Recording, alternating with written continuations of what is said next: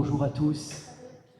Quelle joie de vous voir tous ici, assemblés, pour louer le Seigneur.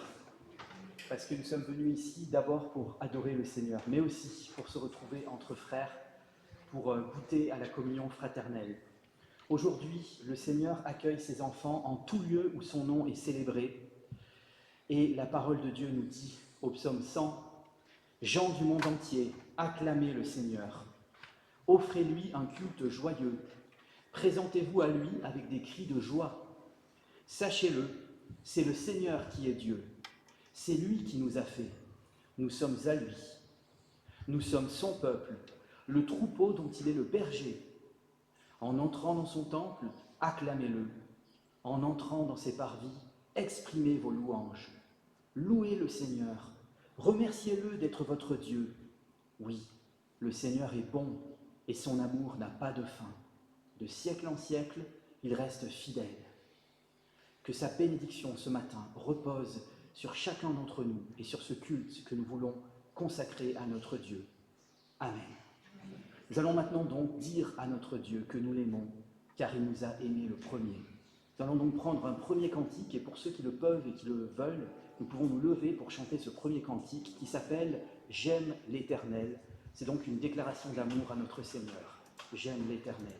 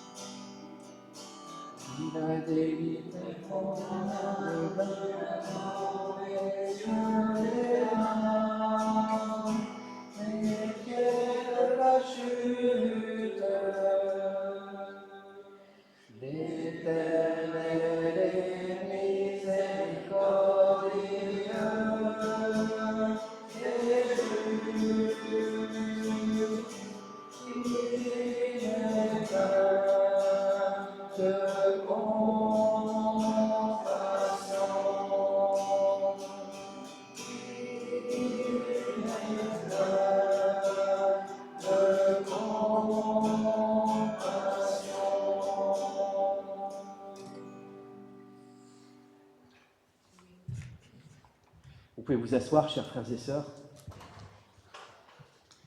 Oui, gloire à Dieu au plus haut des cieux, paix sur la terre aux hommes de bonne volonté. Nous te louons, nous te bénissons, nous t'adorons, nous te glorifions et nous te rendons grâce pour ta gloire infinie, Seigneur Dieu, Roi des cieux, Dieu le Père, Tout-Puissant.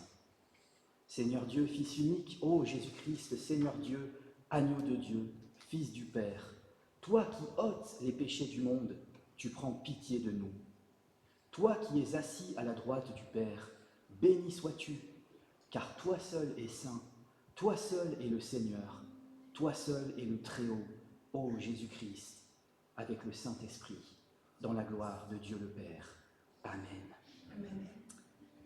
Et fort de cette confession, dans notre Dieu trinitaire, nous pouvons chanter un deuxième chant sur le règne de notre Dieu, qui s'appelle « Pour la durée des temps ».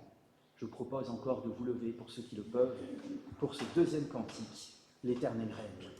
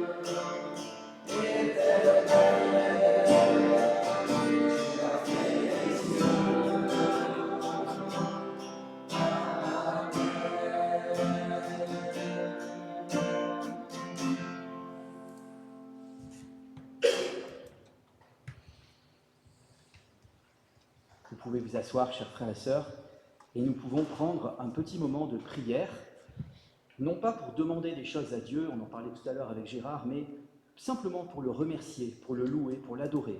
Le temps d'intercession, nous l'aurons après la prédication, mais là, prenons un temps vraiment pour remercier Dieu, lui dire combien nous l'aimons. Ça peut être à voix haute, ça peut aussi être dans notre cœur, pour ceux qui sont timides comme moi. En tout cas, le Seigneur entend vos prières. Donc prenons quelques minutes, simplement, pour lui redire notre amour. Prions donc.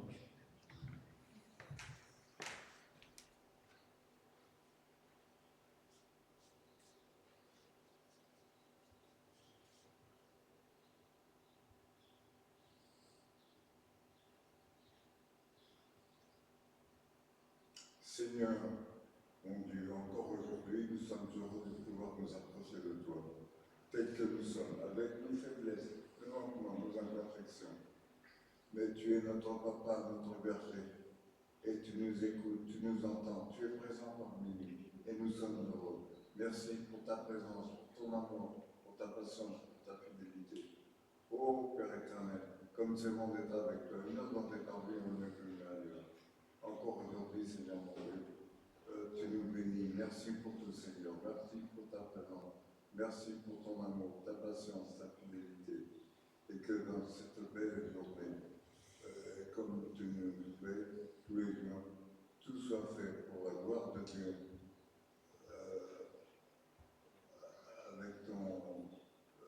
avec ta puissance. Merci pour tout, Seigneur. À toi la gloire, la louange, la reconnaissance de nos cœurs, dans le précieux nom de Jésus, notre bien-aimé Seigneur et Sauveur. Amen. Merci pour tout, Seigneur. Amen.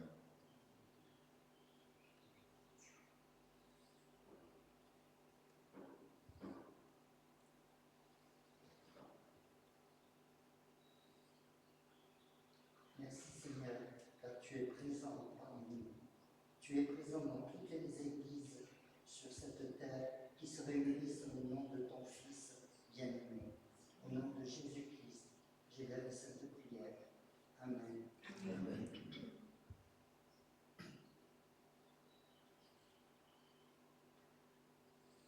Merci Seigneur parce que tu es le même hier, aujourd'hui et demain. Merci pour ton amour éternel pour nous.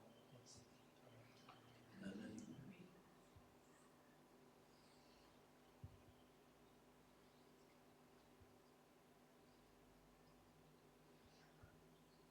Seigneur, nous te remercions parce que d'éternité en éternité, tu es Dieu. Tu nous aimes, tu nous remplis de toi. Notre Dieu, nous voulons nous confier en toi et te remettre nos familles et te prier pour tous ceux qui n'ont pas pu venir ce matin, que tu sois avec eux, que tu les accompagnes au nom de Jésus.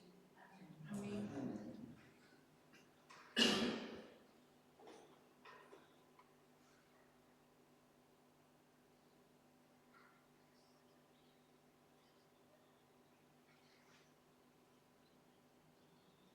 Seigneur, merci parce que tu es l'éternel.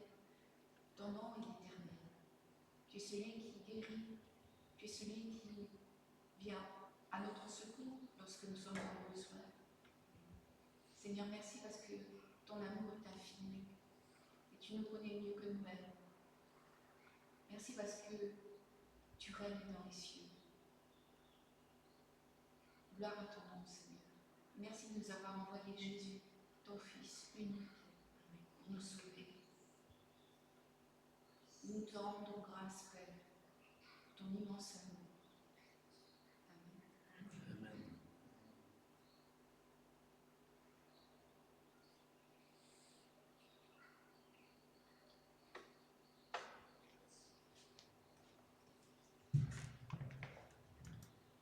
Le Seigneur se réjouit d'entendre de telles prières qui partent d'un cœur sincère, d'un cœur aimant envers le Seigneur.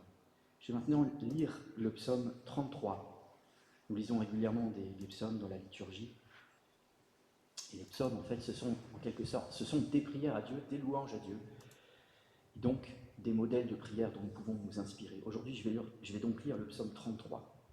Juste, réjouissez-vous en l'Éternel. La louange convient aux hommes droits. Célébrez l'Éternel avec la harpe. Louez-le sur le luth à 10 cordes. Chantez-lui un cantique nouveau. Faites retentir vos instruments et vos voix.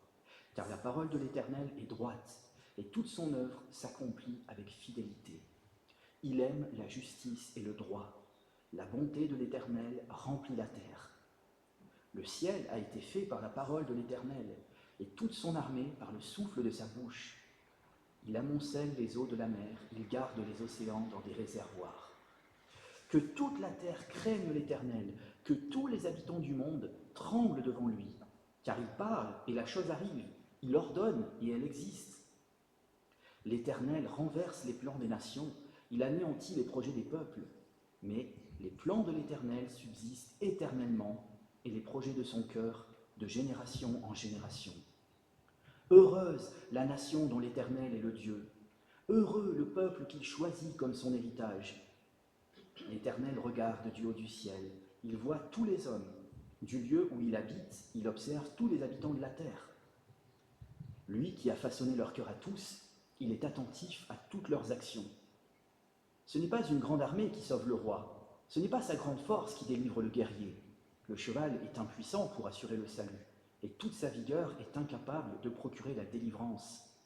Mais le regard de l'Éternel est sur ceux qui le craignent, sur ceux qui espèrent en sa bonté, afin de les délivrer de la mort et de les faire vivre, même en temps de famine. Nous espérons en l'Éternel, notre secours et notre bouclier, c'est lui. Oui, c'est en lui que notre cœur se réjouit, c'est en son saint nom que nous avons confiance. Éternel, que ta grâce soit sur nous, lorsque nous espérons en toi. Amen. Donc après avoir écouté ce merveilleux psaume, nous pouvons prendre un troisième chant, un troisième cantique qui s'appelle « L'amour de Dieu de loin surpasse ». Et on a entendu la prière d'une sœur, Marie-Aimée, qui nous a parlé de l'amour de Dieu. Et nous allons pouvoir le chanter maintenant, cet amour de Dieu. Donc je vous propose de vous lever pour ce troisième cantique, « L'amour de Dieu ».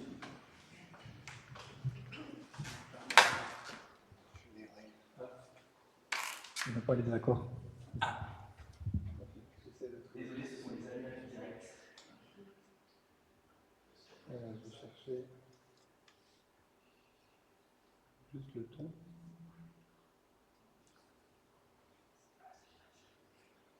C'est le numéro combien? 73. 73.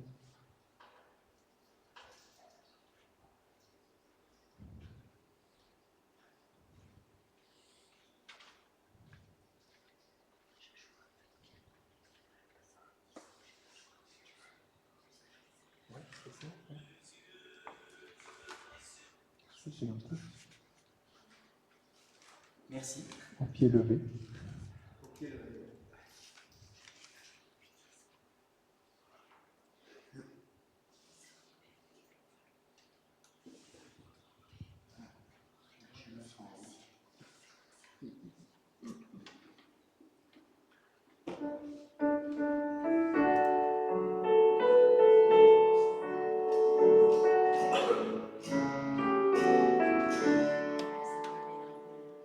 L'amour de Dieu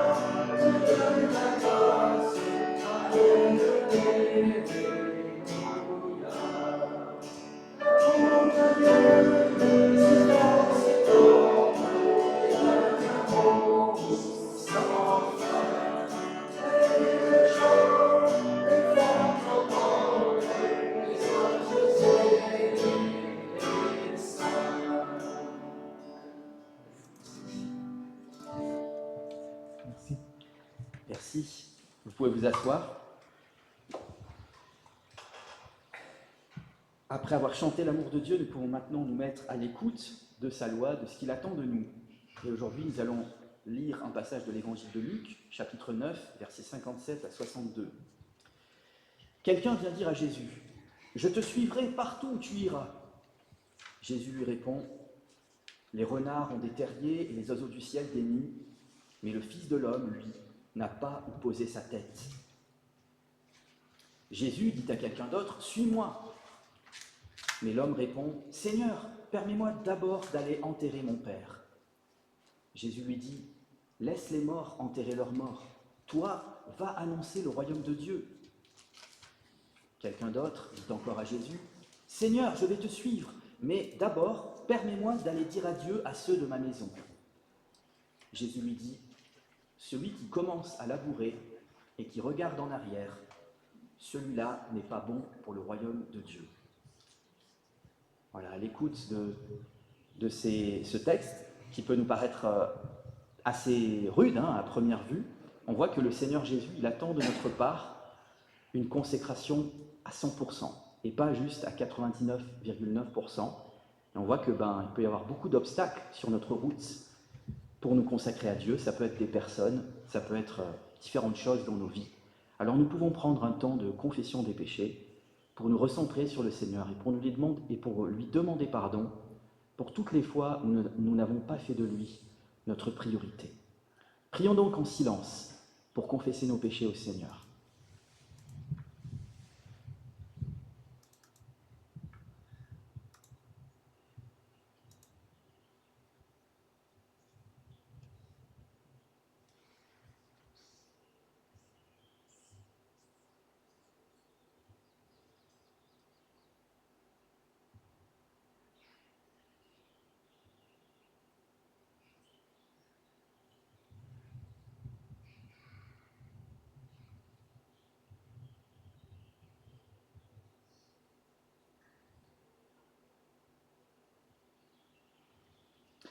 Seigneur, nous voulons te remettre tout ce qui nous encombre, tout ce qui nous empêche de te suivre.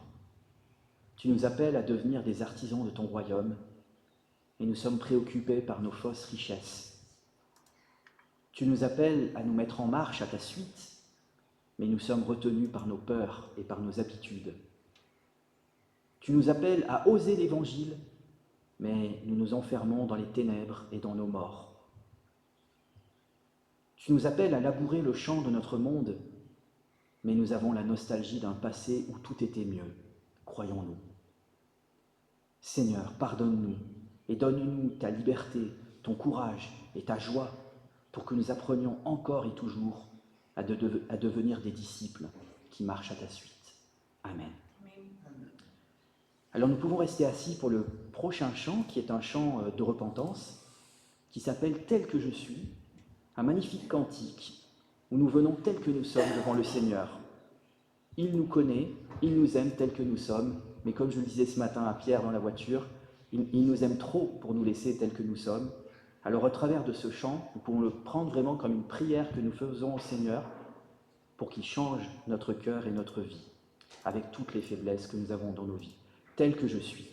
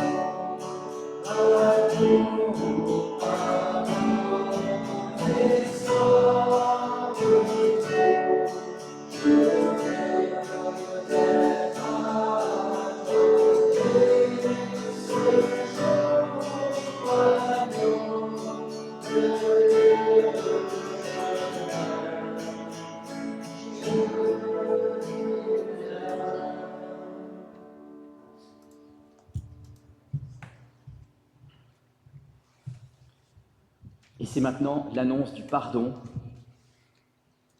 Le Seigneur est bienveillant et compatissant, patient et d'une immense bonté. Il ne nous a pas punis comme nous l'aurions mérité. Il ne nous a pas fait payer le prix de nos fautes. Sa bonté pour ses fidèles monte aussi haut que le ciel au-dessus de la terre. Il met entre nous et nos mauvaises actions autant de distance qu'entre l'Est et l'Ouest. Le Seigneur aime ses fidèles comme un père aime ses enfants. Le pardon est donc pour tous ceux qui se repentent et qui se confient à Jésus-Christ. Amen. Et pour célébrer ce pardon, nous pouvons prendre un 5e cantique et nous pourrons nous lever pour ce 5e cantique, pour ceux qui le désirent. Ce 5e cantique s'appelle « Devant le trône du Très-Haut ». Devant le trône du Très-Haut, notre Seigneur Jésus-Christ saura plaider en notre faveur.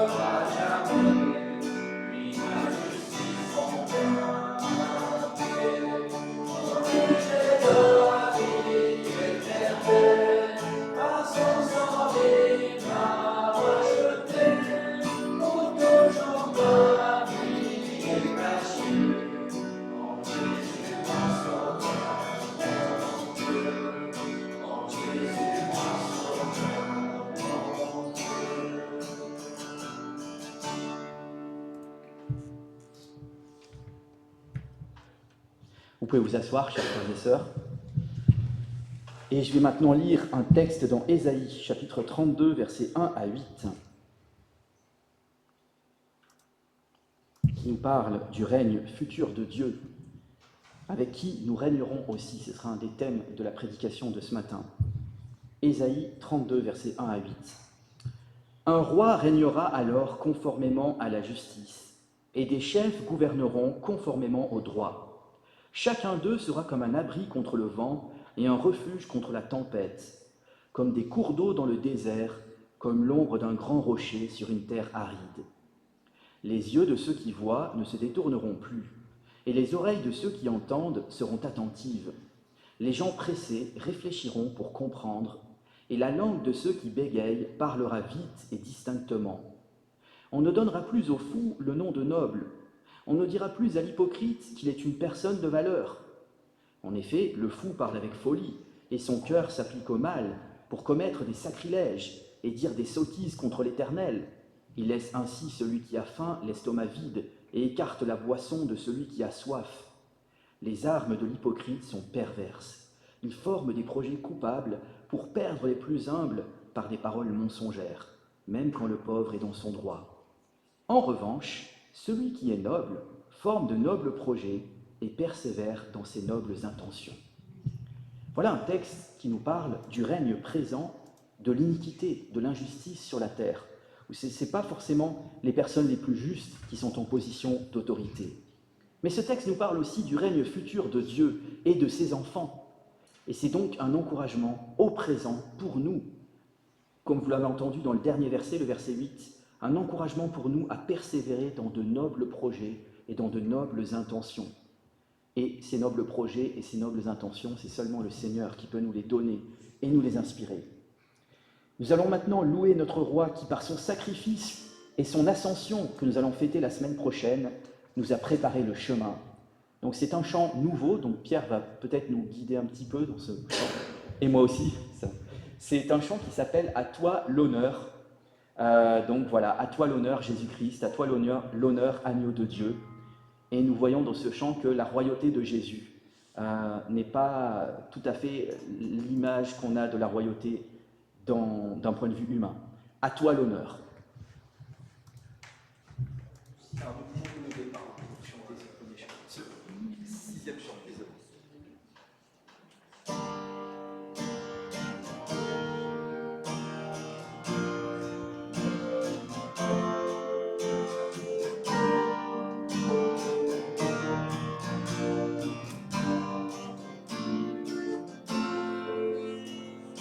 À toi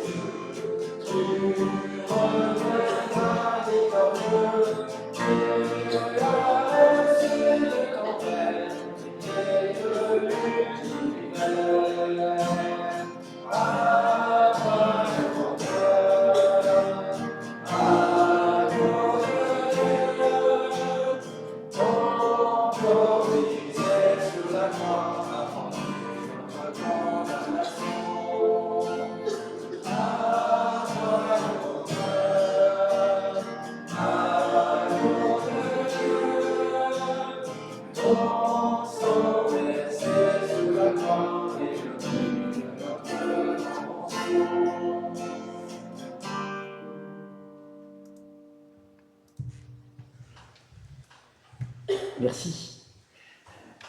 Alors, en fait, nous pouvons rester debout pour la confession de foi. Donc, est-ce que c'est bon, Charles, pour la projection? Super. Donc, nous pouvons la dire tous ensemble, pas seulement de notre bouche, mais de tout notre cœur. Nous croyons en Dieu le Père, en qui nous avons la vie, le mouvement et l'être. Nous croyons en Jésus-Christ, son Fils, notre unique Seigneur. En lui, nous avons le pardon des péchés et la vie éternelle. Nous croyons au Saint-Esprit, esprit de vérité et d'amour, qui nous transforme en de nouvelles créatures. Nous croyons à la communion des rachetés du Sauveur, qui rassemble par sa parole dans l'Église, dont il est le seul chef. Nous croyons à la venue du règne de Dieu, attendant, selon sa promesse, de nouveaux cieux et une nouvelle terre, où la justice habitera. Amen. Et nous pouvons encore rester debout pour un dernier chant qui s'appelle « Chaque instant de chaque jour, nous pouvons nous confier en Jésus-Christ ». Donc voilà, nous pouvons aussi chanter ce chant comme une prière, chaque instant de chaque jour.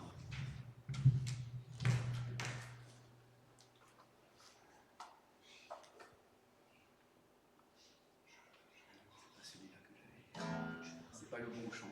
Pardon, c'est pas celui que j'avais choisi, mais c'est pas grave, regardez celui-là.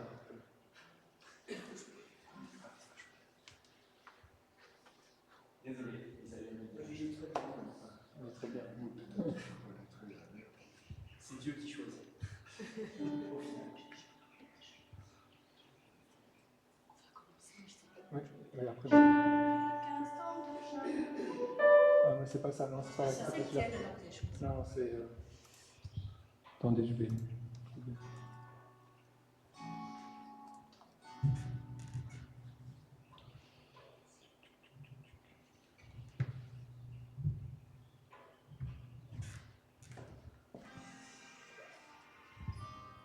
Chaque instant de chaque jour, pardon, en Jésus, je puis me confier. C'est le numéro? Ah, t'as pas dit? C'est pas celui-là. Ah bon? Ah, c'est pas le bon. C'est pas le bon. C'est quel numéro ce que tu chantes? C'est plus facile. C'est quel numéro ce que tu chantes? Bon, ils le connaissent, c'est très bien. On va garder celui-là.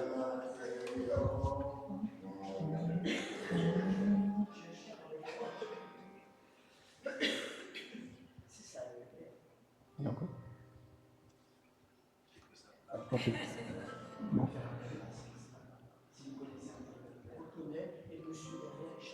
Ah oui. Parce que si on a les bonnes paroles, on peut prendre sur la musique. Mais le problème, c'est que je connais pas. C'est pas grave. Mais je connais l'air, On moi. peut le faire a cappella si vous en faites. Non, mais on connaît l'air, mais on connaît pas les paroles. Elles sont où? Il faudra avoir les bonnes paroles pour le Parce que ça, c'est pas les bonnes paroles. Non, en fait, c'est un autre chant, celui-là. C'est un autre Ah. chant. Ils le connaissent, donc on peut Ah, chanter ok. celui-là. Moi aussi, je le connais, celui Eh que ben, vous cherchez. Oui, Ah, mais tu c'est veux pas chanter grave, on va celui-là? garder celui-là, ouais, parce que sinon ça va être trop. Tu peux le donner la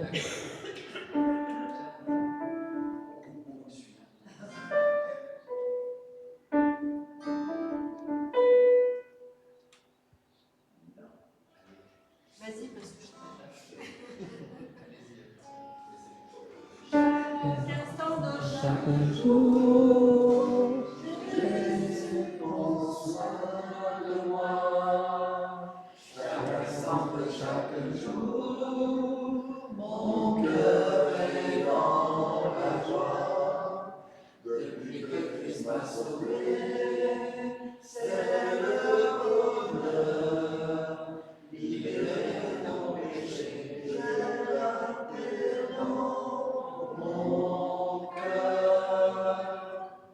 Chaque instant de chaque jour, Jésus prend soin de moi. Chaque instant de chaque jour, mon cœur est dans la joie. Depuis que Christ m'a sauvé, c'est le bonheur. Libéré de mon péché, j'ai la paix dans mon cœur. Amen. Amen. Bah finalement, c'était très bien. Vous pouvez vous asseoir cette fois-ci. Et merci Seigneur, parce que c'est bien aussi la spontanéité. Donc voilà. C'est maintenant le temps de l'offrande, donc c'est aussi un autre moyen pour nous de louer Dieu, de l'adorer. Et le psaume 116, verset 12 nous dit « Que rendrons-nous au Seigneur? Tous ses bienfaits sont sur nous. L'offrande que nous sommes appelés à faire sera un signe de notre foi au Christ vivant. » Alors bien sûr que chacun se sente libre de donner ou de ne pas donner, le Seigneur ne contraint personne, et il aime celui qui donne avec joie. Je vais donc demander à Gérard pour recueillir l'offrande. Merci Gérard. Ah d'ailleurs, voilà. Décidément, aujourd'hui, il est caché.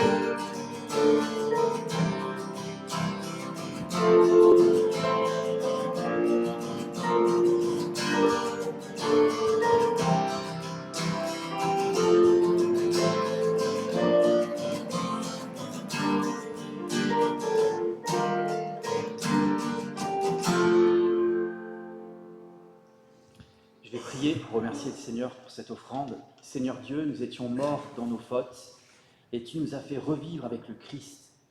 Que pourrions-nous te rendre pour tant de grâce? Accepte dans ta bonté cette offrande que nous te présentons en humble hommage d'adoration et d'amour. Car c'est de toi, par toi et pour toi que sont toutes choses. À toi la gloire, maintenant et toujours. Amen.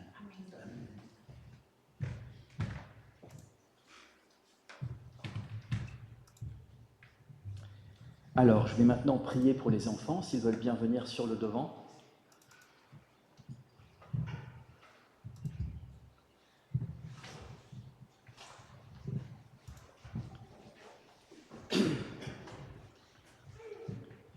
Merci Seigneur pour cette grâce que tu nous fais d'avoir des enfants parmi nous. Lorsque tu étais sur la terre, tu leur as accordé une grande importance et un grand crédit. Et tu nous as dit que si nous voulions entrer dans le royaume des cieux, il fallait leur ressembler. Alors Seigneur, les enfants ont des choses à nous apprendre aussi. Je te demande que vraiment tu leur parles ce matin au travers de ce que Marc va leur partager, Merci de bénir Marc pour ce beau ministère d'enseignement des enfants, que ces enfants puissent comprendre et réaliser tout l'amour que tu as pour eux et qu'ils puissent pleinement t'accepter comme leur sauveur personnel et leur Seigneur. Amen. Merci Marc. Merci à vous pour la louange, vraiment. Heureusement que vous étiez là.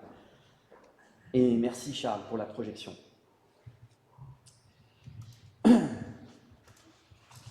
Alors c'est maintenant le temps de la prédication. Juste le temps de reprendre mon souffle. Et donc, nous allons prêcher aujourd'hui, je vais prêcher, sur le livre de l'Apocalypse. Donc ça faisait longtemps que je n'avais plus prêché sur ce livre. Je sais que certains d'entre vous étaient désireux d'entendre des prédications.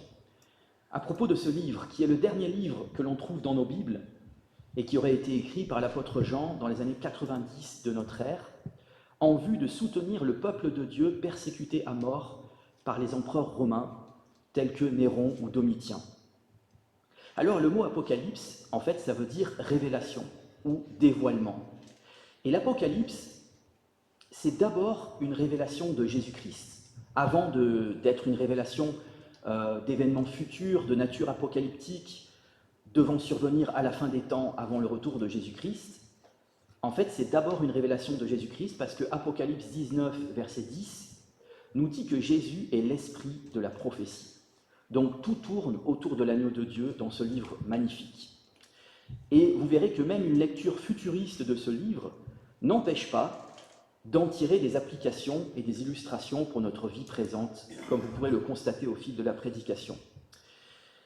Alors, la dernière fois que j'avais prêché sur l'Apocalypse, donc ça remonte quand même à loin, parce qu'il y a eu beaucoup d'événements qui se sont passés entre-temps, donc je vais faire un petit rappel de la dernière prédication, en très bref résumé.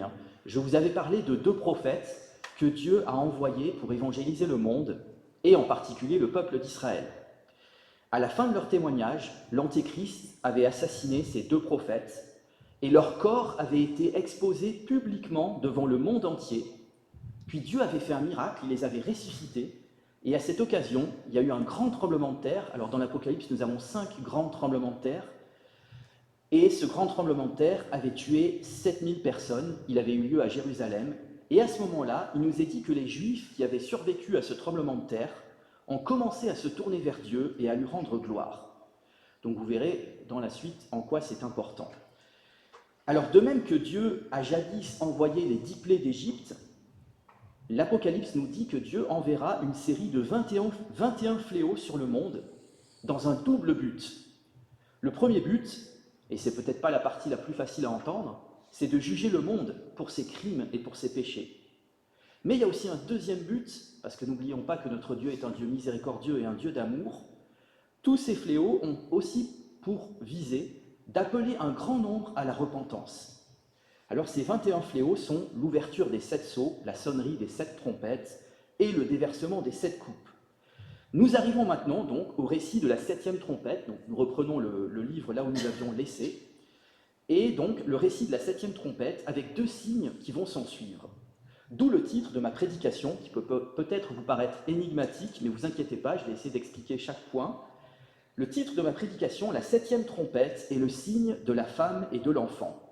Alors nous allons lire aujourd'hui dans Apocalypse chapitre 11, à partir du verset 15, jusqu'à Apocalypse chapitre 12, jusqu'au verset 6.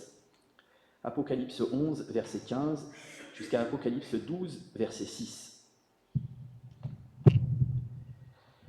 Le 7e ange sonna de la trompette, et des voix fortes retentirent dans le ciel.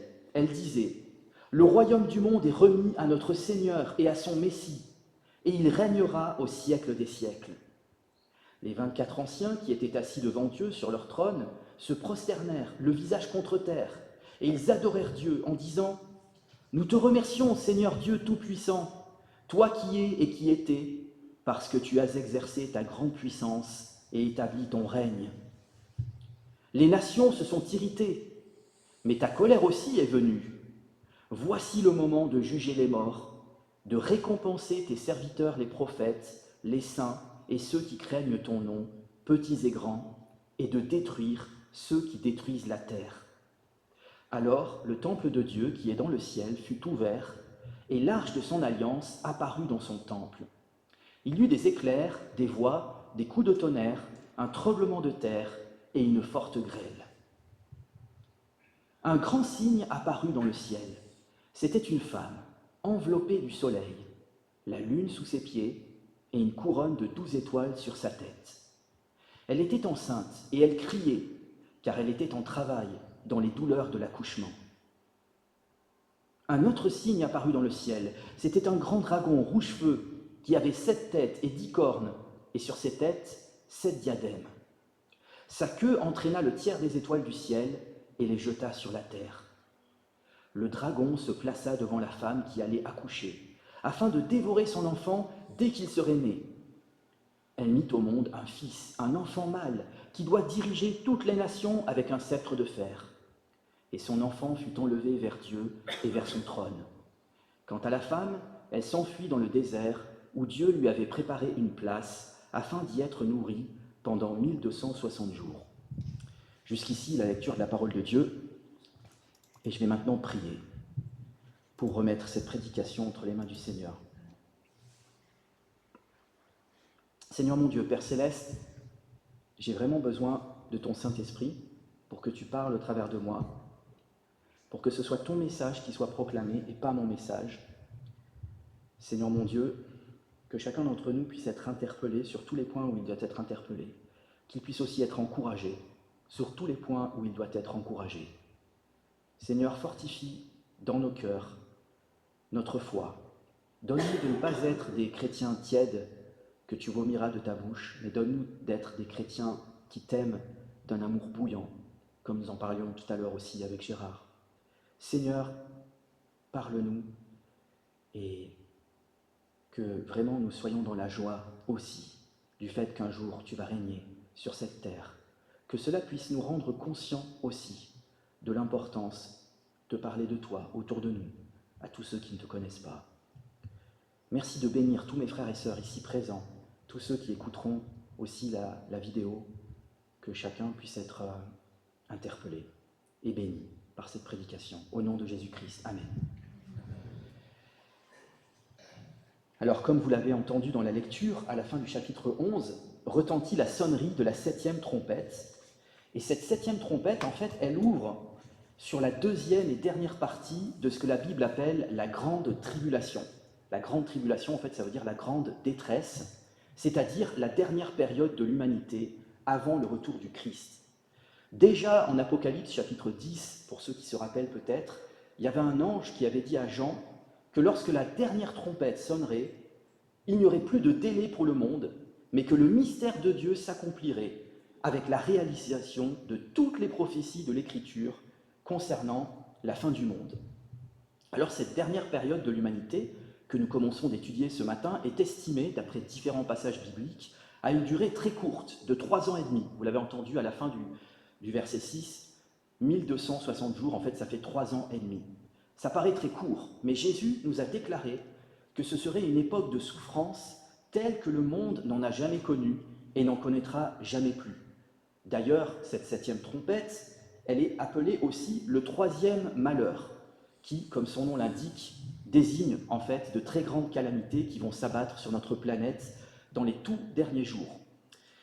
Mais avant la poursuite du récit de la 7e trompette, nous avons aussi, vous l'avez entendu dans la lecture, au début du chapitre 12, une sorte de zoom arrière, un peu comme dans un film où on revient en arrière. Nous avons une sorte de parenthèse, d'interlude, comme un rappel de l'histoire passée, avec les 2 signes qui apparaissent dans le ciel. Alors on a un premier signe qui est un signe positif, celui de la femme et de l'enfant. Donc on va essayer de comprendre qui est cette femme, qui est cet enfant. Et un second signe, lui, très négatif, celui du dragon, qui nous parle évidemment du diable. Alors aujourd'hui, je ne parlerai que du premier signe, parce que je n'aurai pas le temps de développer davantage, mais lors d'une prochaine prédication sur l'Apocalypse, je parlerai, Dieu voulant, du 2e signe, concernant la guerre immémoriale que se livrent Dieu et Satan. Ma prédication d'aujourd'hui sera donc composée de 3 points principaux abordés par le texte du jour. Premier point, le signe de la femme et de l'enfant. Deuxième point, le règne de Dieu. Et 3e point, le jugement de Dieu pour la récompense des croyants et la punition des rebelles. Alors, premier point, le signe de la femme et de l'enfant. Ce premier signe positif, donc, qui apparaît dans le ciel, nous montre une femme revêtue du soleil, la lune sous ses pieds, et une couronne de 12 étoiles sur sa tête. On pourrait se dire, mais qui est cette femme, pour le moins mystérieuse? Alors déjà, n'oublions pas que en grec, le mot signe, en fait, ça désigne un symbole, mais qui décrit une réalité littérale. Donc ce signe, il nous montre vraiment quelqu'un qui existe. Alors il y a au moins 3 grandes interprétations sur qui est cette femme, et vous verrez que les 3 interprétations ne se contredisent pas, mais au contraire peuvent être complémentaires. Alors d'abord, première interprétation de qui est cette femme, certains catholiques et même certains protestants ont vu dans cette femme Marie, la mère du Christ. Et en fait, cela n'est pas totalement faux, puisqu'il nous est dit que cette femme est enceinte de l'enfant Jésus. Or, vous l'avez peut-être remarqué, mais dans les représentations que les catholiques font de Marie, elle est souvent couronnée de 12 étoiles. Et en fait, c'est en référence à ce texte d'Apocalypse 12. Et pour la petite histoire, le drapeau européen, avec ses 12 étoiles, en fait, il a été conçu par un catholique qui s'appelle Arsène Hetz, et qui s'est inspiré aussi, alors pas directement de ce texte malheureusement, mais plutôt d'une médaille représentant Marie avec 12 étoiles. Et c'est là où justement, nous, protestants, nous devons prendre garde, car le texte du jour n'invite nullement à prier Marie ou à lui rendre un culte, pas plus qu'aucun autre texte biblique, et je dirais même bien au contraire, puisque Dieu nous dit de ne rendre un culte qu'à lui seul. Alors certes, dans ce texte de l'Apocalypse, Marie est couronnée, elle est une reine, mais j'ai envie de vous dire, pas plus que tous les autres enfants de Dieu. Et c'est là où entre en jeu la deuxième interprétation complémentaire.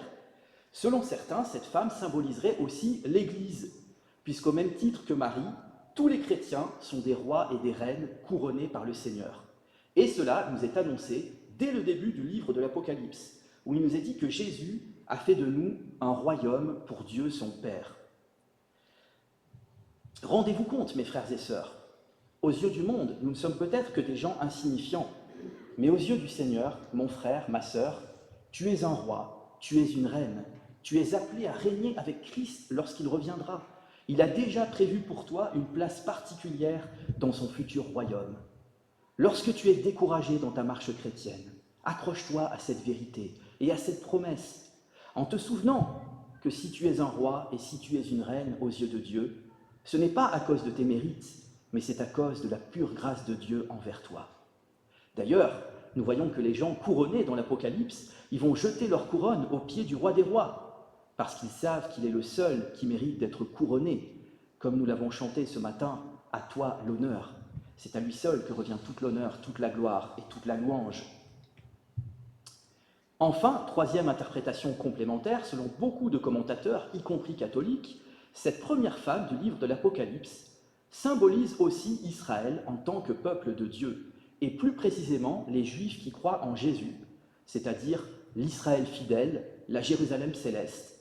Et en fait, cette première femme du livre d'Apocalypse 12, du chapitre d'Apocalypse 12, elle s'oppose à la deuxième femme qu'on trouve dans le livre de l'Apocalypse au chapitre 17 et 18, qui est une femme qui est mentionnée comme étant la grande Babylone ou la grande prostituée. En fait, Babylone, la prostituée, s'oppose à Jérusalem, la mariée. J'y reviendrai, Dieu voulant, lorsque j'arriverai à Apocalypse 17 et 18. Alors, il faut savoir que, au moins dans les 3 premiers siècles de la chrétienté, aucun des pères de l'Église, qu'ils soient de l'Orient ou de l'Occident, ne pensait que cette femme qui était décrite en Apocalypse 12 correspondait à la Vierge Marie. Pourquoi ? Parce qu'à partir du verset 5 du chapitre 12, nous voyons cette femme se réfugier dans le désert pendant 3 ans et demi, et des commentateurs catholiques ont eux-mêmes remarqué que cela contredisait le dogme catholique de l'Assomption de Marie. Vous savez que pour les catholiques, ils disent que Marie a été enlevée vivante au ciel, chose qu'on ne trouve nulle part dans la Bible. Et en fait, au contraire, ce texte nous parle d'Israël qui fuit dans le désert les persécutions de l'Antichrist. J'y reviendrai dans la prochaine prédication sur l'Apocalypse. Alors cette femme, même si elle évoque aussi la mère du Christ, est en fait davantage une mère symbolique qu'une mère littérale. Pourquoi ? Parce que dans l'Ancien Testament, et en fait on peut pleinement comprendre l'Apocalypse que si on lit l'Ancien Testament, parce que l'Apocalypse est truffé de citations et d'allusions à l'Ancien Testament. Et dans l'Ancien Testament, Israël est souvent représenté par une femme, et non seulement par une femme, mais aussi par une femme en travail qui est dans les douleurs de l'accouchement. Donc Jean reprend cette symbolique pour nous parler principalement et surtout de la nation d'Israël qui, au travers du Messie, qui, au travers de Marie, est enceinte du Messie. En d'autres termes, ce que cette femme nous indique, c'est que c'est au travers d'Israël que le Christ est né, car comme il l'a dit lui-même, le salut vient des Juifs. Alors maintenant, que représentent le soleil, la lune et les étoiles ? Là encore, c'est l'Ancien Testament qui nous aide à comprendre de quoi il est question. Ce signe, en fait, rappelle le livre de la Genèse au chapitre 37, où vous savez, Joseph a fait un rêve et il l'a raconté à ses frères. Et voilà ce que Joseph a dit à ses frères. Il a dit « J'ai fait un rêve, le soleil, la lune et 11 étoiles se prosternaient devant moi. » Il l'a raconté aussi à son père. Et son père a très bien compris, parce qu'il lui a dit « Que signifie le rêve que tu as fait ? Faut-il que nous venions, moi, ta mère et tes frères, nous prosterner jusqu'à terre devant toi ?» Donc, si l'on se réfère au rêve de Joseph dans la Genèse, le soleil symbolise Jacob, le père de Joseph, autrement dit, l'ancêtre de toutes les tribus d'Israël. Le fait que la femme soit revêtue du soleil, en fait, ça nous montre qu'elle resplendit de la gloire céleste représentée par le soleil. Vous savez que Jésus-Christ lui-même, au début de l'Apocalypse, il nous a dit que son visage rayonne comme le soleil quand il paraît dans toute sa force. Eh bien, figurez-vous qu'il nous a dit la même chose de nous. Parce que dans Juge, chapitre 5, verset 31, et si vous aimez apprendre les versets par cœur, vous pouvez apprendre ce verset par cœur, il nous a dit cette chose magnifique. « Ceux qui aiment l'Éternel sont pareils au soleil quand il paraît dans toute sa force. » Ceux qui aiment l'Éternel sont pareils au soleil quand il paraît dans toute sa force. Donc, plus nous aimons Dieu, plus nous rayonnerons de sa gloire autour de nous. Et Jésus nous a montré l'exemple, bien sûr. Alors, toujours suivant la vision de Joseph, la lune représente en fait Rachel, la mère de Joseph, donc symboliquement la mère de tout le peuple juif. Alors, vous pourriez me dire, mais pourquoi la lune est sous ses pieds ? Eh bien, il y a ici l'idée que même un astre comme la lune, sur laquelle est basé le calendrier juif, est soumis au peuple de Dieu en raison de la souveraineté du Seigneur. Quant aux 12 étoiles sur la tête de la femme, vous l'aurez sans doute compris, elles représentent les 12 tribus d'Israël. Donc vous voyez, la troisième interprétation qui fait de la femme une figure d'Israël est renforcée par les symboles du soleil, de la lune et des étoiles, qui évoquent ici le peuple juif, dont Marie n'est qu'une représentante emblématique. Ce premier signe céleste d'Apocalypse 12 est qualifié de grand, parce qu'il évoque un Dieu grand, et je dirais même, nous l'avons chanté et confessé ce matin, un Dieu grand en bonté, un Dieu qui nous a tant aimés qu'il a donné son Fils unique, afin que quiconque croit en lui ne périsse pas, mais qu'il ait la vie éternelle. C'est donc un signe éminemment positif, et plus que positif, parce qu'il nous parle de la naissance d'un enfant qui n'est autre que le Rédempteur du monde, qui vient sauver son peuple de ses péchés, notre Seigneur Jésus-Christ, qui vient sur terre pour nous offrir la vie éternelle par son sacrifice sur la croix.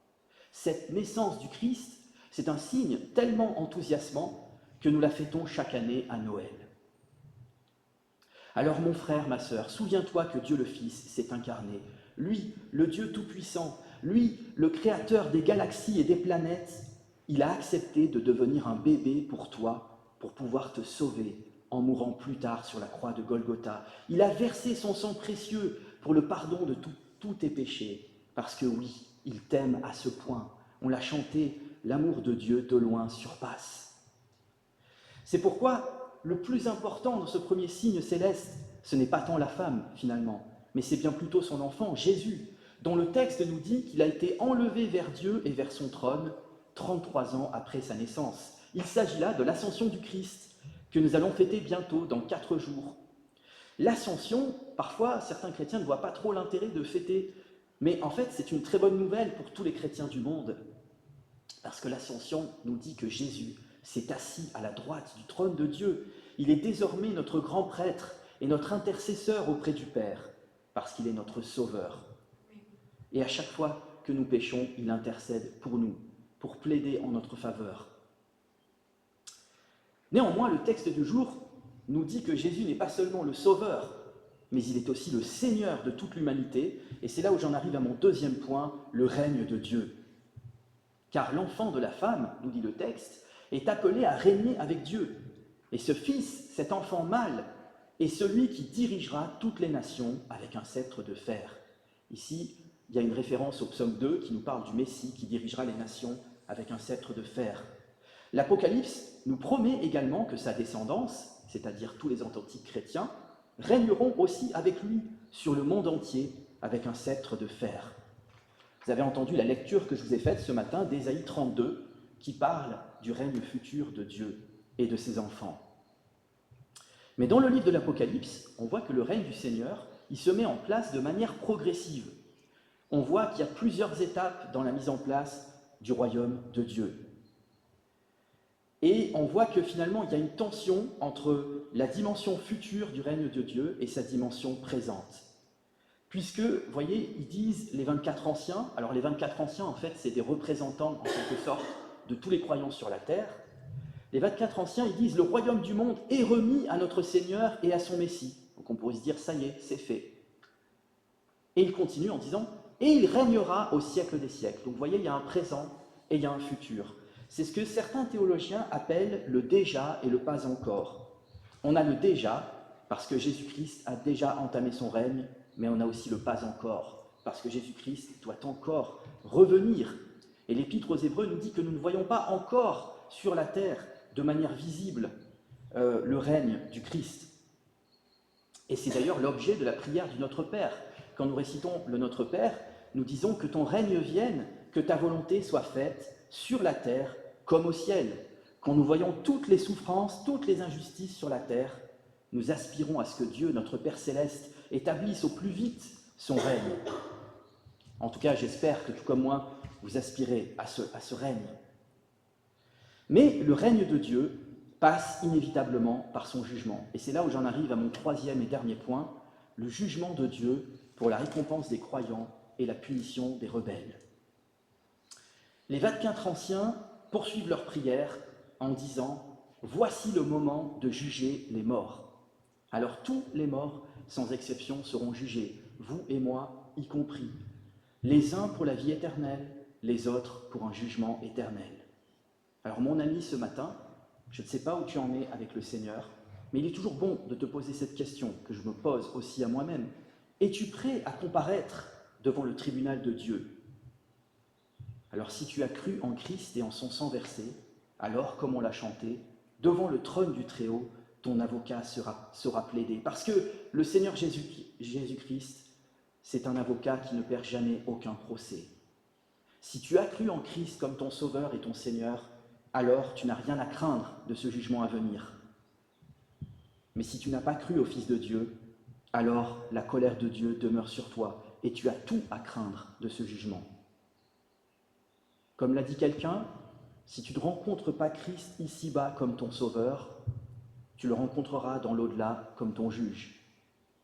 C'est pourquoi nous avons ici une vérité solennelle dans ce texte d'Apocalypse 11, parce que dans leur hymne, les 24 anciens nous montrent que le jugement de Dieu, il a deux pôles opposés. Le premier pôle du jugement de Dieu, c'est le jugement de Dieu pour la récompense des croyants. Notre texte du jour nous promet que Dieu récompensera ses serviteurs. Et, à vrai dire, en tant que chrétiens, nous sommes appelés à servir. Jésus va dire que celui qui veut être le premier dans le royaume des cieux sera le dernier de tous sur la terre et sera le serviteur de tous sur la terre. Dieu, dans ce texte, nous promet qu'il récompensera les prophètes, les saints et tous ceux qui craignent son nom. En fait, on pourrait dire que tous les chrétiens du monde, vous comme moi, nous sommes aussi des prophètes au sens large. Parce qu'un prophète, c'est un porte-parole de Dieu. Or, tous les chrétiens, par leurs paroles, par leurs actes, témoignent du Christ. De même, tous les chrétiens sont aussi appelés des saints dans l'Écriture. Des saints avec un S minuscule, qui ne peuvent bien sûr pas se comparer aux saints avec un S majuscule. Et je dis à mes frères catholiques et orthodoxes que j'aime de tout mon cœur, si vous voulez vénérer un saint et lui rendre un culte, alors adorez Dieu et cessez de rendre un culte à d'autres personnes qu'à Dieu. parce que le Seigneur a ordonné de ne lui rendre un culte qu'à lui seul. Oui, ça aussi c'est une vérité solennelle. Tous les chrétiens sont appelés à être saints comme Dieu est saint. Tous les chrétiens sont appelés à poursuivre la sanctification sans laquelle nul ne verra le Seigneur. De plus, le texte nous dit que les chrétiens sont des gens qui craignent le saint nom de Dieu, comme c'était le cas du brigand sur la croix. Le brigand sur la croix, au moment de sa conversion, il a parlé de sa crainte du Seigneur. Et vous savez ce que dit la parole, par 3 fois, elle nous dit « la crainte du Seigneur, c'est le commencement de la sagesse ». Mais la crainte de Dieu, ce n'est pas une peur servile du Seigneur. Vous pouvez craindre votre patron, mais ne pas l'aimer. Mais la crainte de Dieu, c'est une crainte révérencieuse, c'est une crainte empreinte d'amour, de profond respect, de soumission, d'adoration vis-à-vis de notre Créateur bien-aimé. Alors, toi qui as servi le Seigneur sur la terre, toi qui as parlé en faveur du Christ et de l'Évangile, toi qui as poursuivi la sainteté ici-bas, toi qui as craint le saint nom de Dieu, en lui rendant gloire et louange, pas seulement le dimanche, mais tous les jours de ta vie, eh bien, que tu sois petit, que tu sois grand, ce texte de l'Apocalypse te promet, Dieu te promet que tu seras récompensé dans l'au-delà. Parce que le jugement des authentiques chrétiens, ce ne sera pas un jugement de condamnation, ce sera un jugement de rétribution. Pourquoi ? Parce que le jugement, Jésus-Christ l'a déjà subi à notre place, à la croix. C'est pourquoi nous voyons dans notre texte le temple du Seigneur dans le ciel qui s'ouvre. Qu'est-ce que ça veut dire ? Ça veut dire qu'en fait, Dieu manifeste un libre accès aux croyants à sa présence. Et nous-mêmes, nous avons un libre accès par le sang de Jésus à la présence de Dieu. Dans le Saint des Saints, nous dit l'Épître aux Hébreux, à chaque fois que nous prions Jésus, c'est comme si nous étions déjà en esprit dans le temple de Dieu. Nous ne le réalisons pas toujours, mais c'est une réalité dont nous parle l'Épître aux Hébreux. Ainsi, cette ouverture du temple céleste de Dieu, cette apparition de son arche d'alliance, bien sûr, ce sont des manifestations de la gloire et de la puissance de Dieu, mais ce sont surtout des signes de sa faveur et de sa récompense envers tous ceux avec qui il a fait une alliance de grâce par le sang de son Fils Jésus-Christ. Ensuite, deuxième pôle du jugement de Dieu, et c'est là où j'en terminerai, il y a le jugement de Dieu pour la destruction des incroyants. En particulier, nous dit le texte, de ceux qui sont en colère contre le Seigneur.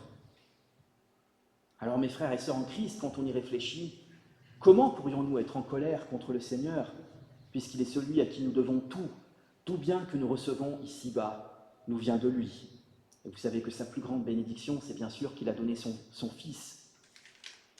Alors mon frère, ma sœur, peut-être que cela t'est déjà arrivé, malheureusement, de te mettre en colère contre le Seigneur. Et tu peux toujours lui demander pardon et te repentir.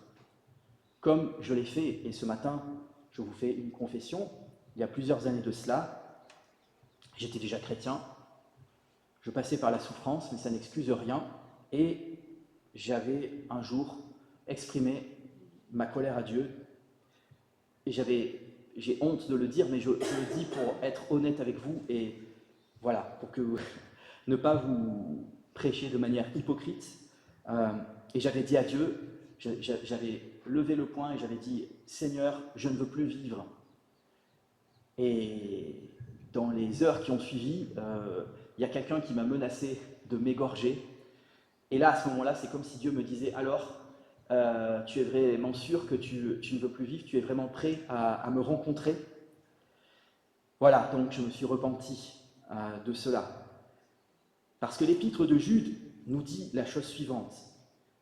Et écoutez bien parce que c'est très fort. « Voici que le Seigneur est venu avec ses saintes troupes pour exercer un jugement contre tous et pour faire rendre compte à tous les impies parmi eux de tous les actes d'impiété qu'ils ont commis et de toutes les paroles dures qu'en pécheurs impies ils ont proférées contre lui. » Donc, non contents d'avoir commis des actes d'impiété, ils ont en plus prononcé des paroles injurieuses contre le Seigneur. Et c'est exactement ce qui va se passer à la fin des temps.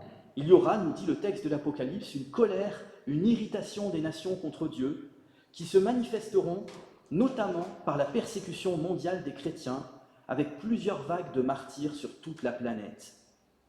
Actuellement, nous vivons déjà dans un monde où 388 millions de chrétiens sont persécutés dans plus de 60 pays. Ça représente, pour vous donner une idée, un chrétien sur 7. Un chrétien sur 7 dans le monde est persécuté pour sa foi. Et nous vivons aussi dans un pays où le soi-disant droit au blasphème est légal, où les moqueries vis-à-vis de Jésus sont considérées comme de bon ton, où la colère monte contre certaines lois de Dieu dont on veut s'affranchir, en particulier dans le domaine sexuel ou dans le domaine de la famille. Néanmoins, le chapitre 11 de l'Apocalypse poursuit en disant « Mais ta colère aussi est venue ». Ainsi, on voit que dans ce contexte, la venue de la colère du Seigneur contre les êtres humains est finalement une résultante et une juste conséquence de la colère des hommes contre Dieu. Ainsi, notre texte nous apprend que la colère contre Dieu suscite la colère de Dieu. Et il s'agira là d'une colère sainte, contrairement à la colère des humains qui, la plupart du temps, reconnaissons-le, est profondément injuste. Notre texte nous dit que lors de la manifestation finale de sa colère contre l'humanité, Dieu détruira ceux qui détruisent la terre. Alors vous voyez, à l'heure actuelle, on parle matin, midi et soir dans tous les médias, constamment, de la destruction de notre planète. Eh bien, cette prophétie prend tout son sens. Dieu lui-même se soucie de la planète et jugera et détruira ses destructeurs. Alors même si nous ne devons surtout pas idolâtrer la planète, nous devons quand même en prendre soin dans la mesure du possible. Nous ne sommes pas appelés à l'irresponsabilité. Cette destruction peut aussi nous parler de la destruction spirituelle des êtres humains qui peuplent notre planète. Par le biais d'une corruption morale grandissante, on sait malheureusement que des enfants ont maintenant accès à de la pornographie. On sait que des millions d'enfants sont violés à travers le monde. On l'a vu notamment avec l'affaire Epstein. Mais la destruction des destructeurs de la terre dont nous parle l'Apocalypse ne sera qu'un avant-goût de leur destruction par l'enfer éternel, pour ceux d'entre eux qui ne se seront pas repentis. Alors dans la Bible, quand vous lisez le mot destruction, ça ne veut pas dire anéantissement, parce que ces gens continueront d'exister dans l'au-delà pour y être détruits constamment. On voit enfin que le retentissement de la 7e trompette déclenchera des éclairs, des voix, des tonnerres, une forte grêle, un grand tremblement de terre. Ce seront en fait des signes précurseurs et cataclysmiques du jugement dernier. En fait, ces événements cosmiques, c'est aussi ce qu'on appelle, avec un mot qui peut paraître un peu compliqué, une théophanie. Une théophanie, en fait, c'est une manifestation sensible de Dieu, comme par exemple quand Dieu va se manifester à Moïse dans le buisson ardent. Il nous est dit que du trône de Dieu sortent des éclairs, des voix et des coups de tonnerre. C'est donc Dieu, au travers de ces signes, qui se manifestera à travers ces éléments. Alors on sait que sur le mont Sinaï, les Israélites, ils avaient peur, ils étaient terrifiés de ce type de manifestation d'un Dieu terrible, d'un Dieu redoutable. Eh bien, je crois que les gens de la fin des temps seront encore plus effrayés par ces manifestations. Voilà, tout cela nous invite à une certaine sobriété, tout cela nous invite à considérer nos voies devant le Seigneur, à faire le point pour savoir où nous en sommes et pour nous préparer au repas du Seigneur.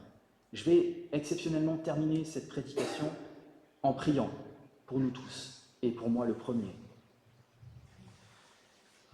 Seigneur mon Dieu, merci parce que c'est toi encore qui nous interpelle au travers de ta parole. Certes, tu nous encourages à persévérer dans tes voies. Et je te prie, Seigneur mon Dieu, encore ce matin, que tu nous aides à aimer ce que tu aimes et à détester ce que tu détestes. Que tu nous aides à aimer le bien, à fuir le mal. Que vraiment notre vie soit une vie de service pour ta gloire. Non pas pour recevoir la gloire des hommes, mais uniquement pour ta gloire. Donne-nous de te servir de manière désintéressée, parce que tu nous as déjà sauvés, tu as donné ton Fils Jésus-Christ pour notre salut, ce que nous allons commémorer au travers du repas du Seigneur. Merci de bénir chacun de mes frères et sœurs ici présents et tous ceux qui écouteront. Merci de les garder jusqu'à la fin, afin qu'ils persévèrent dans la foi. Au nom de Jésus-Christ et par la puissance du Saint-Esprit. Amen.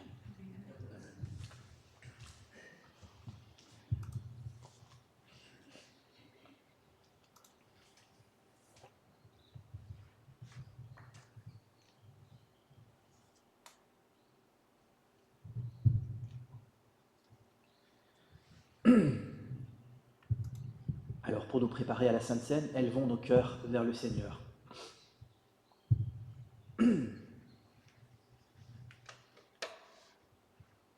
Le Seigneur Jésus, dans la nuit où il fut livré, prit du pain, et après avoir rendu grâce, le rompit, et dit : « Ceci est mon corps qui est donné pour vous. Faites ceci en mémoire de moi. » De même, après avoir soupé, il prit la coupe et dit : « Cette coupe est la nouvelle alliance en mon sang. Faites ceci en mémoire de moi, toutes les fois que vous en boirez. Car toutes les fois que vous mangez ce pain et que vous buvez cette coupe, vous annoncez la mort du Seigneur jusqu'à ce qu'il vienne. C'est pourquoi celui qui mangera le pain et boira la coupe du Seigneur indignement sera coupable envers le corps et le sang du Seigneur. Que chacun donc s'examine soi-même, et qu'ainsi il mange du pain et boive de la coupe. » Alors comme je le dis souvent, dans ce texte, il y a à la fois une promesse et un avertissement. Je commence par l'avertissement. Effectivement, si nous n'avons pas véritablement cru en Jésus-Christ comme notre Sauveur et Seigneur, si nous ne sommes pas véritablement repentis de nos péchés, il est mieux pour nous de nous abstenir et il n'y aura aucun jugement. Mais si nous avons cru en Jésus-Christ comme notre Sauveur et Seigneur, si nous sommes vraiment repentis de nos péchés, alors nous pouvons prendre le repas du Seigneur. Non pas parce que nous sommes dignes. Prendre dignement la Sainte Seine, ça ne veut pas dire que nous sommes dignes, parce qu'aucun d'entre nous n'est digne. Nous sommes tous indignes. Le seul qui nous rend dignes, c'est Jésus-Christ. Mais simplement parce que nous accueillons dans l'humilité et avec action de grâce le sacrifice de Jésus en notre faveur. Alors je vais prier pour le repas du Seigneur. Seigneur Jésus, c'est toi qui nous invites à ta table et qui préside ce repas par ton esprit. Avec humilité, avec reconnaissance, nous voulons prendre le pain que tu nous offres et tendre les mains pour recevoir la coupe des délivrances. Reçois notre sacrifice de louange. Merci de t'être abaissé jusqu'à devenir l'un des nôtres en revêtant notre chair mortelle. Ce pain en est le signe saint. Merci de nous avoir aimés jusqu'à offrir ta vie pour nous accorder le pardon et pour nous faire entrer dans ton alliance. Cette coupe en est le signe saint. Père Céleste, dans l'attente du jour glorieux où ton Fils nous accueillera à la table du royaume, envoie sur nous l'Esprit Saint, afin que nous ayons communion au corps et au sang du Christ, et que nous soyons nourris de sa vie. Fortifie-nous et garde-nous, jusqu'à ce que nous soyons tous parvenus à l'unité de la foi et de la connaissance du Fils de Dieu. Nous te le demandons au nom du Seigneur Jésus-Christ, avec qui nous te prions le Notre Père, et je vous invite à prier avec moi le Notre Père. Notre Père qui es aux cieux, que ton nom soit sanctifié, que ton règne vienne, que ta volonté soit faite sur la terre comme au ciel. Donne-nous aujourd'hui notre pain de ce jour. Pardonne-nous nos offenses, comme nous pardonnons aussi à ceux qui nous ont offensés. Et ne nous expose pas à la tentation, mais délivre-nous du mal, car c'est à toi qu'appartiennent le règne, la puissance et la gloire pour les siècles des siècles. Amen. Alors que tous ceux et toutes celles qui reconnaissent en Jésus-Christ le Seigneur se sentent libres de participer au repas qu'il a institué. J'ai donc demandé à Gérard pour la distribution des éléments. Merci Gérard.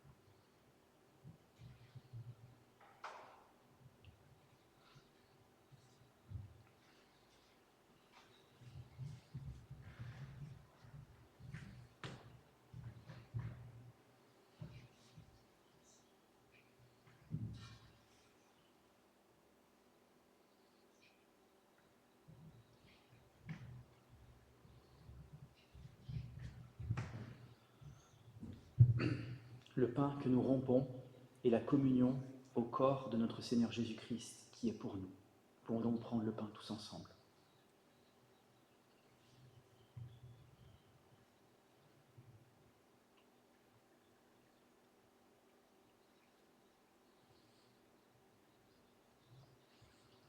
La coupe de bénédiction pour laquelle nous rendons grâce et la communion au sang de notre Seigneur Jésus-Christ, le sang de la nouvelle alliance qui a été répandu pour nous. On va donc prendre la coupe tous ensemble.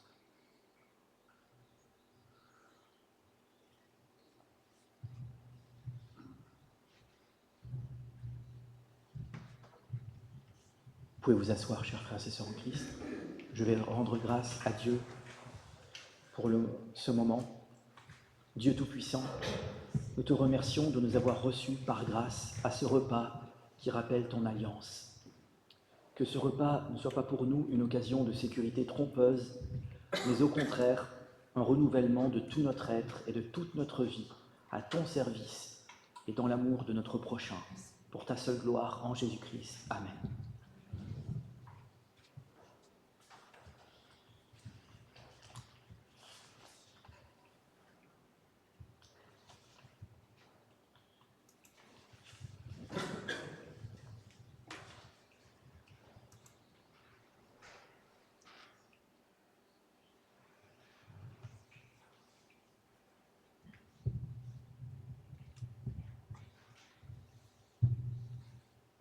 Alors c'est maintenant le temps de l'intercession.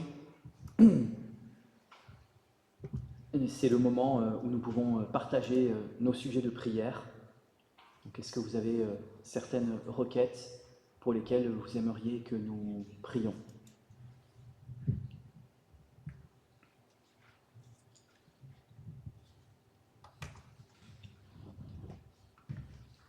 Je voudrais remercier Dieu pour, là c'est le temps de notre synode national qui avait lieu vendredi, samedi et encore aujourd'hui. C'est pour ça que Catherine n'était pas là ce matin, elle est au culte du synode. Et donc on était vendredi après-midi. On avait fait une demande d'affiliation donc à l'UNEPREF et donc on a été voté à l'unanimité comme membre de l'UNEPREF. Donc c'était un grand sujet de joie pour tout le monde. Et je voudrais remercier Dieu aussi parce que Dieu pourvoit. Et c'est un peu l'histoire de notre Église. Et merci à Anne-Lise d'avoir accepté de jouer du piano. Oui. Et aussi on voit ceux qui connaissent bien les chants. Ah oui, exactement. Alors j'ai aussi des sujets de prière. J'en ai plusieurs. Donc déjà Anne-Marie, qui est une ancienne de l'Église. Peut-être tu vas expliquer, Pierre, tu en sais plus que moi. Oui, donc Anne-Marie a le dos bloqué en fait, donc elle était à l'hôpital et voilà, on peut prier pour elle. Ouais. Bon, j'ai un sujet très Pour particulier. Patrick aussi qui doit. Pardon. On doit prier pour Patrick aussi qui s'occupe de tout. Patrick, tout à fait, oui. Alors j'ai un sujet très particulier. J'aimerais qu'on prie pour un cousin à moi qui s'appelle Olivier et qui, malheureusement, il y a un certain temps, avait fait une tentative de suicide, et donc il n'est pas chrétien. Et Dieu n'a pas permis qu'il meure, merci Seigneur. Et là, justement, il souhaiterait qu'on s'appelle cet après-midi. Donc je voulais vraiment remettre ce sujet entre vos mains pour que Dieu mette ces paroles dans ma bouche, que je puisse bien sûr lui apporter la consolation, mais lui apporter aussi l'évangile. J'en avais déjà plus ou moins parlé avec lui, mais voilà, j'aimerais pouvoir plus lui en parler. Donc si on peut prier pour lui, voilà, qu'il puisse rencontrer le Seigneur. Il s'appelle Olivier donc. Et dans la même veine, en fait, son père et sa mère ont envisagé d'aller voir un magnétiseur pour des problèmes de santé. Donc je leur ai expliqué que c'était très dangereux, que ça venait de Satan, etc. Mais ils étaient quand même à l'écoute. Donc si on peut prier pour que voilà, ils fassent pas ça non plus. Donc voilà, ça fait beaucoup de sujets, désolé. Maintenant, c'est à vous. Est-ce que vous avez d'autres sujets ?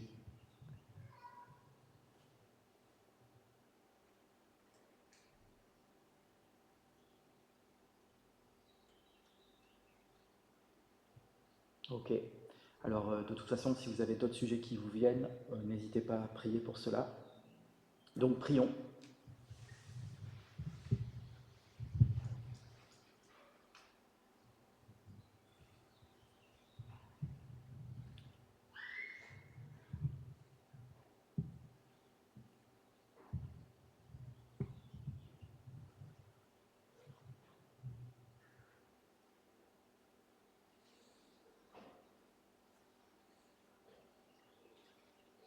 Nous te prions, Seigneur, pour cette visite cet après-midi à Olivier, est-ce que tu le prépares et que tu prépares son cœur à se tourner vers toi.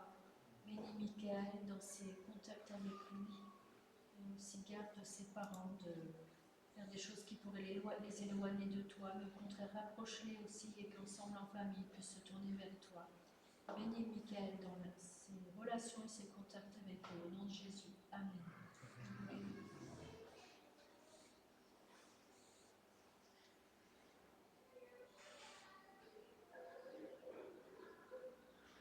On va te remettre aussi notre sœur Anne-Marie, que tu puisses trouver des solutions pour qu'elle débloque son dos, Seigneur. Merci aussi d'accompagner Patrick dans ce moment où elle se brouiller un peu tout seul. Et aussi par rapport à le bénir aussi et le faire bien dans sa santé et dans son esprit. Merci Seigneur. Amen. Amen.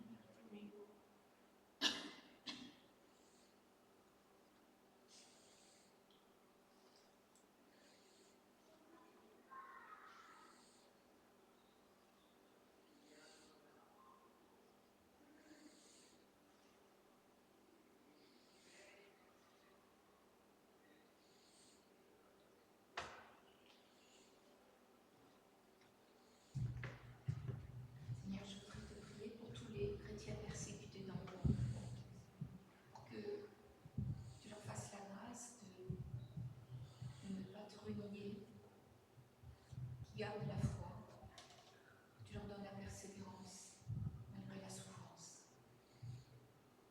En ton nom puissant, Jésus. Amen.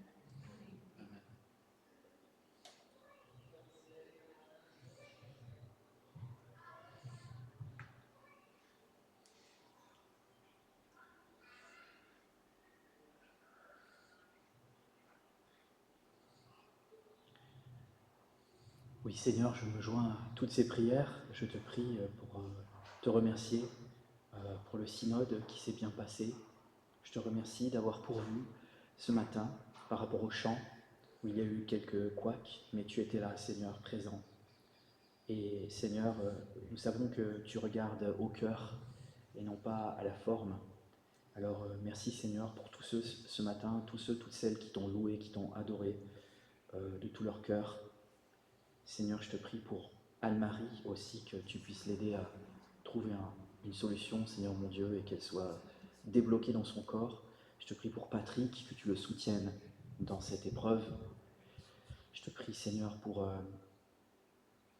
la santé de tous les membres de l'église de Marseille Sud, Seigneur, tous ceux qui passent par des difficultés de santé. Je te prie de bénir notre frère Gérard en particulier, de protéger sa santé et sa vie. Seigneur, je te prie pour Olivier, mon cousin, afin qu'il puisse te rencontrer et te connaître, Seigneur Jésus-Christ. Lui qui a vécu des choses vraiment très difficiles depuis son enfance, je te supplie, Seigneur Jésus, qu'il puisse te rencontrer et être sauvé. Amen.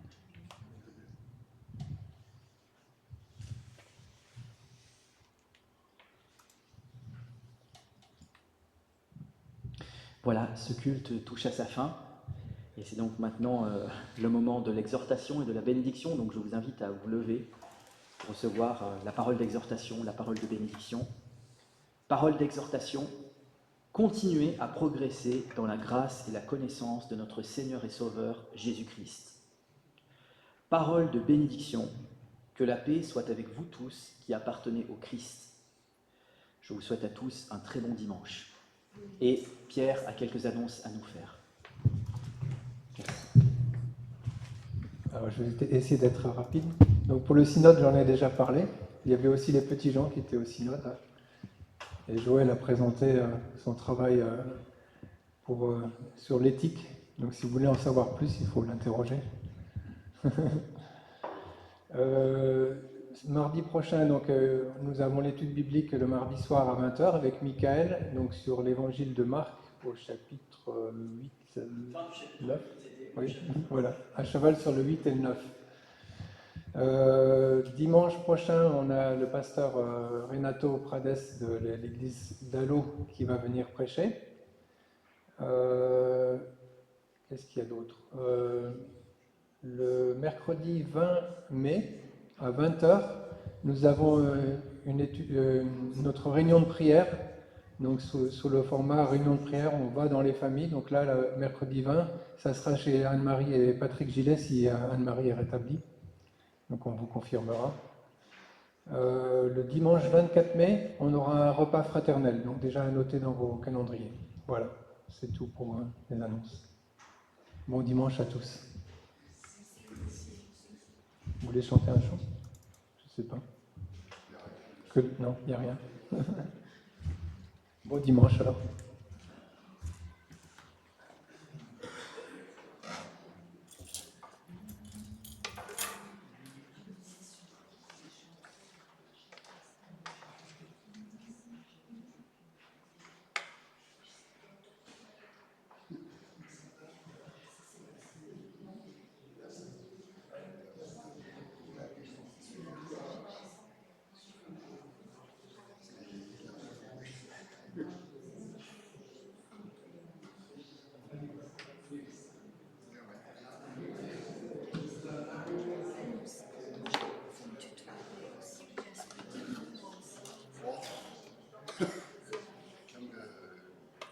Je suis pas de